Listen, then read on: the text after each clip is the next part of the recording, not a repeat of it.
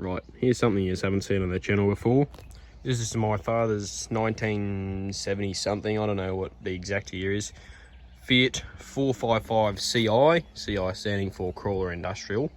As you can see, it's got a blade on it and a homemade set of rippers.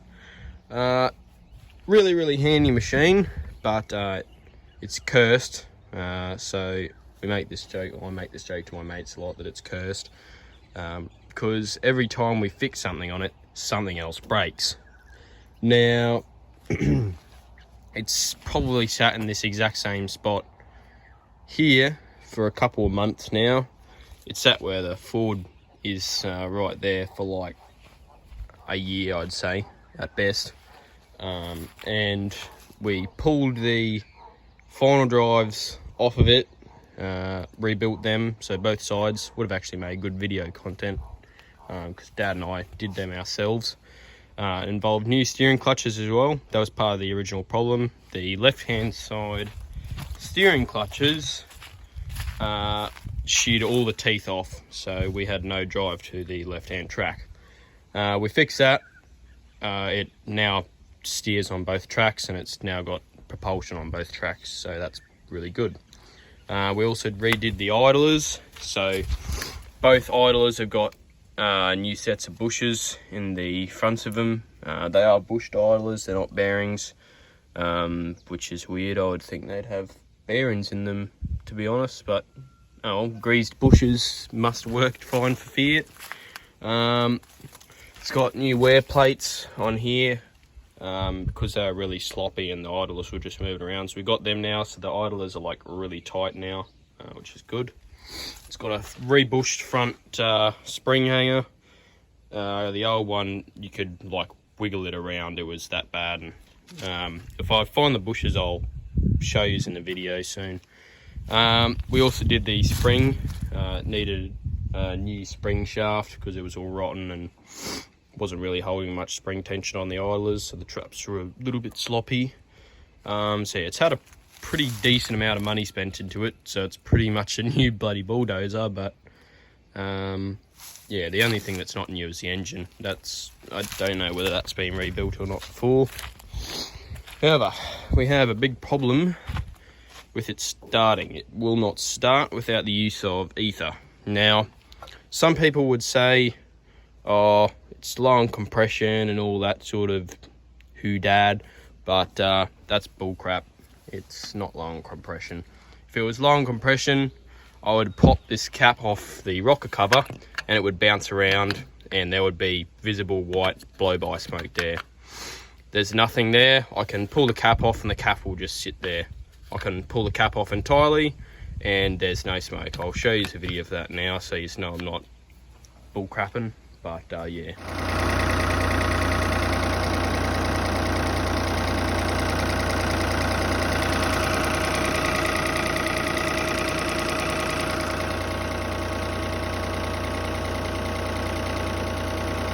Furthermore, if I come around here, there is a crankshaft breathe tube here, which no blow-by smoke comes out of.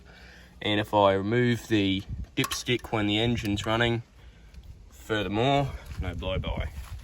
The engine has lots of power and it runs very well when it's actually going. It's a really nice running motor. So I really doubt it is compression, because it would start hot as well. It does not start hot, which would lead me to think fuel. So the old injection pump, we took that into our diesel injection specialist, and it's a Bosch VE 3. It has got a new VE pump on it, and today we have to time it because I timed it incorrectly, because I could not understand the instructions. So we get a set of instructions with the new pump, and I have had to translate them, and they have come out different to what they say in their translations. Their original English translations for the pump, because the pump's made in Italy, so all the scripts in Italian. Yeah, I've had to translate it all, and I'm finally able to make sense of the instructions. So today we will see if I can finally get this thing to actually fire up, because it will only, with this timing, it will only actually run with ether, and I don't want to blow the motor up by putting too much ether in it. I'm only going with it, so I'm not hosing it in, but you know, you've got to have your wits about you with ether. You don't want to, you know, blow a cylinder up, or sorry, not a cylinder, a piston, blow a hole in a piston, or collapse a ring, top ring, or something like that, and then your engine's rooted. So I don't really want to be pulling it apart, but as I said, it's the cursed machine. So next thing we'll do is we'll get it running, and then the engine will blow up. It's 100% guaranteed. So first thing we got to do, this cover here has got to come off. In there is the timing gear, which obviously runs off your crank to your idler to your cam and up to your injection pump. It's all in what they call a gear train. So the gear in here has a marking on it, 4. There is the gear down here also has a marking 4 on it, and the original pump that was on this, you're supposed to line the 4 and the 4 up together, and then time the pump accordingly. With there's a little plate that sits where Bosch has very, very kindly blocked off for us, so we can't actually check our internal timing. We have to use a stupid dial gauge, which I don't have. I mean, who does have that? But yeah, anyway, this pump apparently, according to that instruction, cannot be timed off of those original timing, which to me is really weird. I don't understand how that would work, but I'm just gonna believe Bosch for a second here and try and work it out. So the way we are supposed to time it, however, making sense of those instructions after retranslating it, because the translations made no sense at all, I found that there's a keyway in here, obviously, that holds your gear steady on the pump shaft. You have to line that keyway up with number 1 injector, which this is the outlet for number 1 injector. And then you have to insert the pump, put the gear in with the engine, obviously with the engine at the Ineos Bosch phase on the flywheel. There's a marker over that side I'll show you, and you'll understand what I mean by Ineos Bosch by that. But you line it up with that, then you align the gear with the shaft key, and the book there, or the piece of paper for this pump here, says that apparently the pump markings 4 and 4 will no longer align. So that's mighty helpful. The pump technically is not out of time, but according to the gears it is out of time, which is very, very confusing. I would hate to be someone who has to pull this pump off and then puts it back on and then puts it 4 and 4 again, because yeah, that's probably not going to work out exactly perfect. Anywho, that's exactly what we got to do today. So I'll get on here, I'll knock this cover plate off, we'll go over the other side, take the timing cover off, and I'll time the engine to Ineos Bosch, and I'll show you some of the other timing marks while we're there, so you just have a little bit of an understanding of what's going on.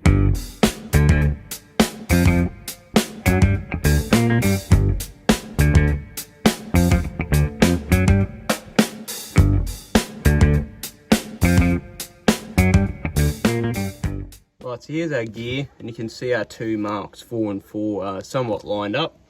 So what we'll do now, I'll take you over this side. Right here, we have our little timing pointer, or our cover for the timing pointer, and the marks on the flywheel should be somewhere around PMS1 or Ineos Bosch, and we'll check which one they are, because they're all lined up the same, they're all together, they're 1, 2, 3. There's a CAV one there, or CAV, sorry, one there as well, because this tractor has the option, or this Dozer has the option of having a pump, like this one that's on this 3000. It has the option of one of them on this, which we should have got instead of the Bosch one, but oh well, such is life, I guess. Anywho, we'll pull the timing cover off and I'll show you what the marks are. Okay, I don't know if you can see it, but we've got 2 marks there. We're bang in the middle of them. So the top one is PMS1, which in Italian is obviously top dead center for cylinder 1. And below that is Ineos Bosch. So we have to move the flywheel, we have to rotate the engine looking from the back of it clockwise to be able to meet that Ineos Bosch mark. We don't need the PMS1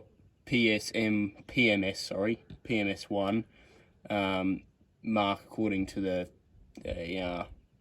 run sheet there for the injection pump, but we do need the Ineos Bosch one. That's where we need to line it up for the pump's timing.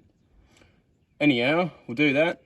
Just thought I'd give you some idea of what everything looks like, so you're not wondering what all the timing marks look like. But yeah, that's exactly what they look like, and that's how you're supposed to time one of these engines. Right, as you can see, we are now lined up smack bang with the Ineos Bosch marking on the flywheel.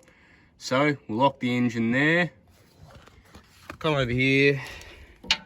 I'll show you the timing marks now, the 4:4. Right, so if we look down here,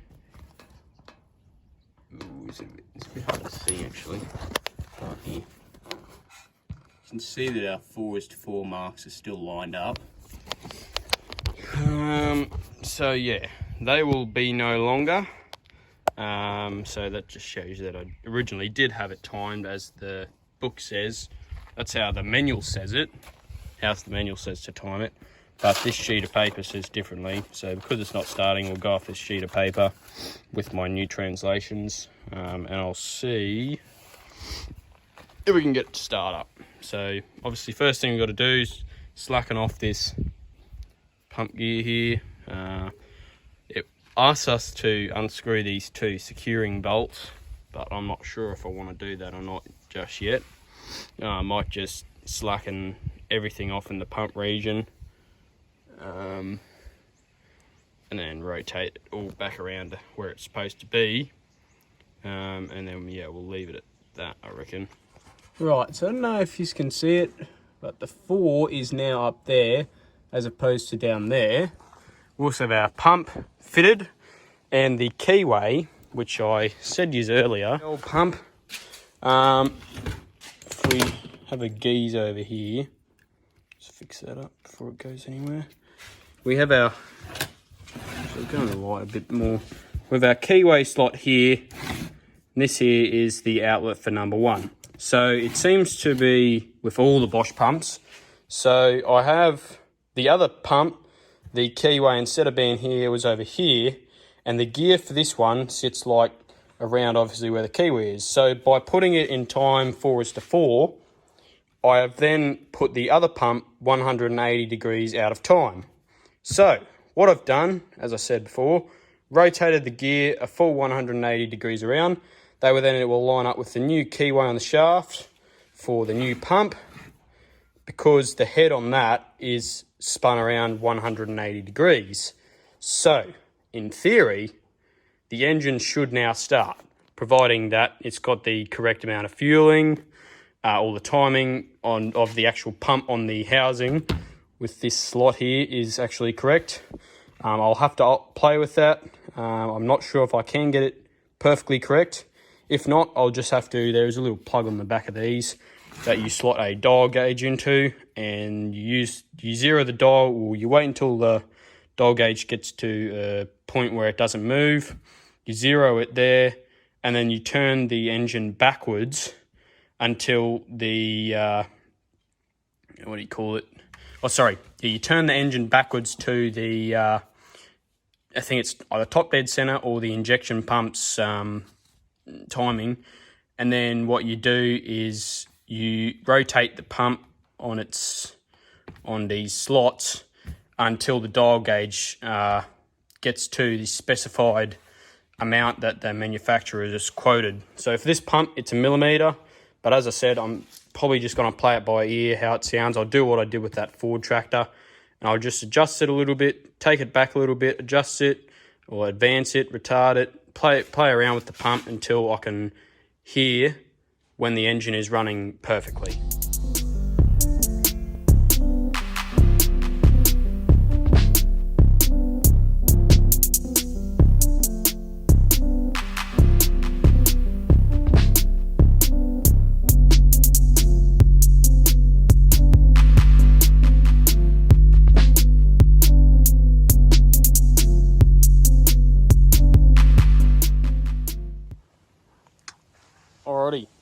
So, ready to see. Well, actually, sorry, not ready yet. We'll have to bleed the fuel lines out. Which, for this pump, actually doesn't take long. I'm surprised how quickly it got fuel up to the injector lines when it was out of time. But yeah, we will have to bleed the lines. Then I'll tighten all of these fittings up. That's why I left them loose. You may have seen that in the time lapse. Might have been too fast, so you may not have. But I left the ones here at the injector pump loose. And once they start squirting out of there, I'll do them. Or actually, you might as well just do them up now. Right. Now, put that on. Done all that. I have checked all the fluids, so don't worry about that. Heard the solenoid click, so that's perfect. Now we'll see if we can get fuel up to these injectors.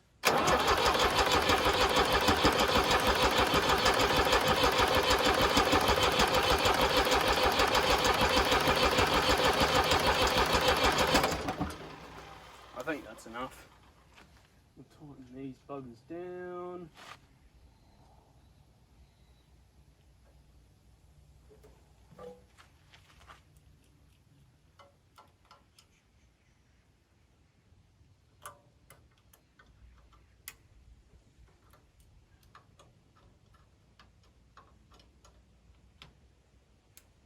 Let's see if she wants to start up. Hopefully, give that a couple more pumps.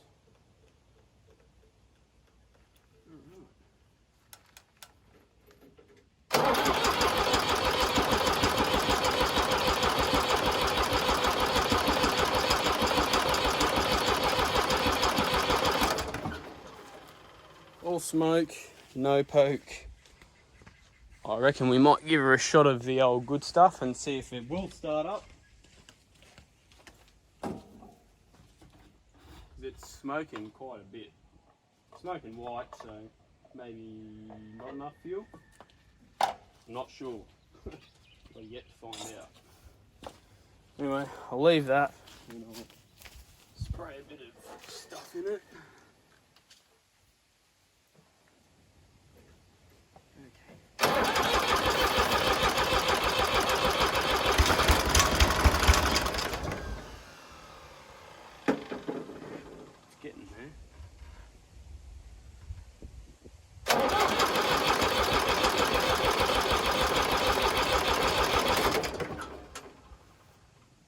Might see something to hold that pump open.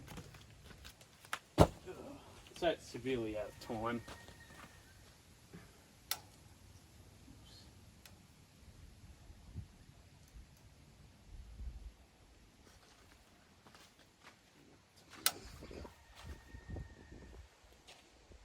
That'll do. Just enough to hold the pump open while I try and get it going. Because at the moment we haven't got a throttle hooked up.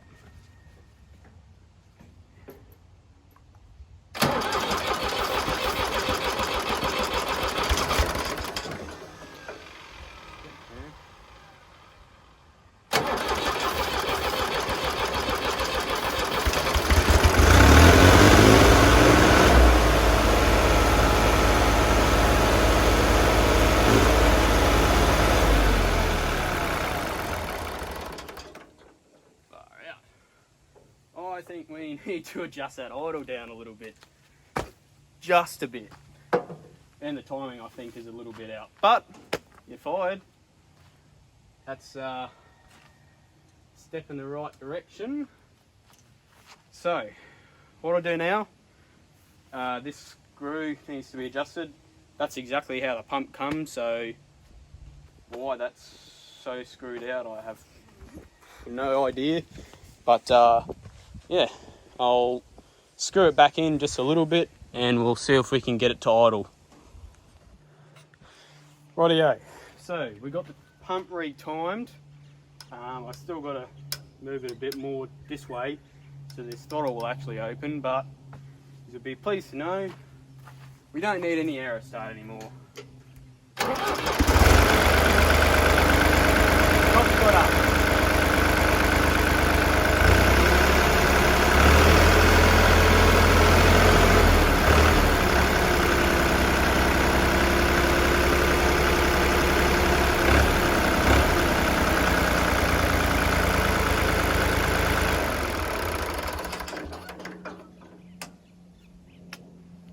Rightio. So, we're back today to try out the Fiat again. As you may know, the true test for any engine to see whether it's a healthy engine or not, and to see if everything works correctly, is to start up cold. So, at the moment,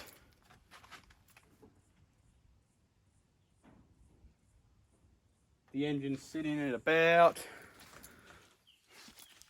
I don't know if you can see that, probably a bit hard to see, about 32.5 degrees. So it is definitely cold. It's not hot though. Oh, sorry, it's not hot, but it is hot. It's sort of in the middle. A cold engine would probably be, I don't know, for us here in Queensland, probably lowest we probably get is probably about 0 degrees. So that would be a cold start for this, and at that point I'll probably be using the heater plug, but I don't know, we'll see how it goes. It should start straight up if the pump is actually working as it should. So we'll try it out. Give it a couple of pumps on the primer. That'll be good enough. Right, and in truth we'll see if it'll start cold, because it would not start cold with the old pump. It wouldn't even start up from hot. It would not start from hot, or the only time we could actually get it to start up with the old pump was straight after the engine had been shut off. So we'll see. Will it start up?